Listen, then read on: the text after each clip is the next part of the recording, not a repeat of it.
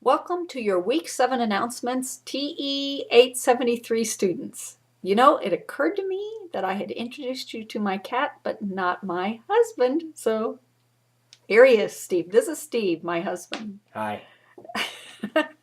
Now, Steve works at home. He is, what do? You're a marketing guy for a company in Philadelphia. Yeah. So Marketing guy. most days I get up and go across the hall and work in my office. He gets up and goes across the hall to the office next to mine. So we're usually here working together. Of course, I I do go on campus and work occasionally too. But thank you, honey. Okay, bye. Bye. See you later.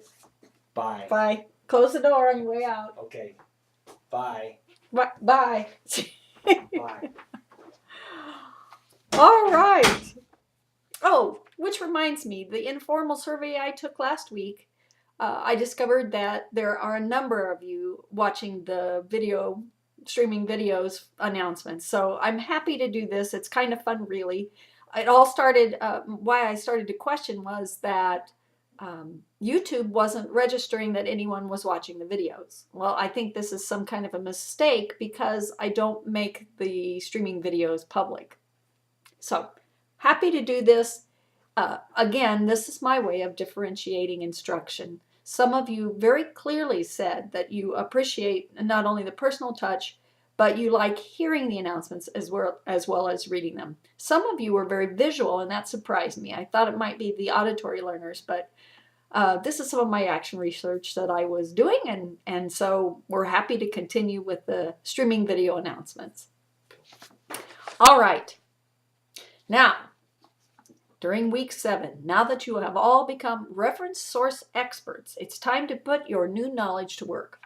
You know, this first part of this class, the first 6 weeks, reminds me of when I was in library school and we camped out at the campus library learning all the different resources for a number of weeks, and then we started doing projects with them. So this is kind of to take the place of those weeks that people in reference classes spend learning their resources, and there's just really no other way to do it.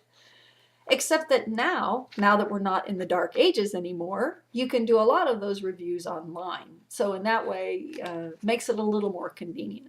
So now that you're experts, you're going to be putting together a reference resources purchase proposal. Say that 5 times fast. It's based on a hypothetical situation, though it's not an uncommon situation. This project is due October 10th. Now, in your hypothetical situation, the PTO needs to spend $3,000 quickly, and you've got competition for that money. Someone has suggested that the library needs materials.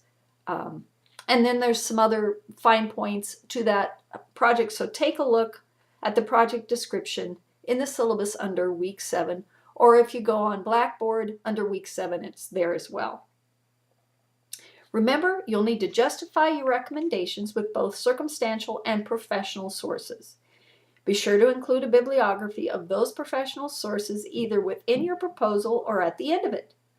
Now, I have to be a stickler on APA style formatting on this project. So if you need help with that, and who doesn't, take a look at the examples I've posted and the websites I've posted under the Aids and Tutorial button on the navigation bar of Blackboard.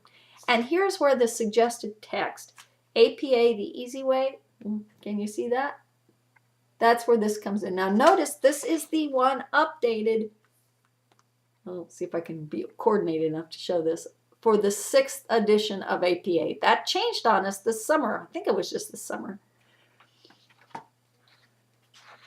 So, speaking of professional sources, there's a new review source that came online on the UNK databases recently. It's called the Book Review Index Online, and that might come in handy for this project.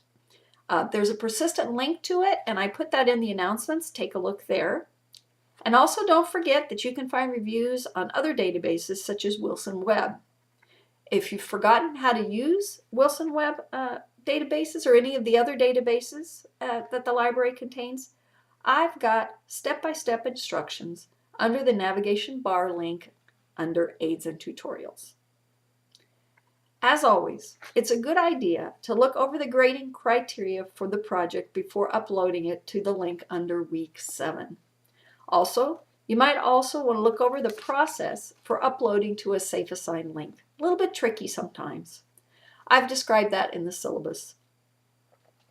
And if you'll remember from a couple weeks ago, I promised an article from Booklist with the most current reviews of 2010 encyclopedias, both online and print. And I am posting that this week for you as well.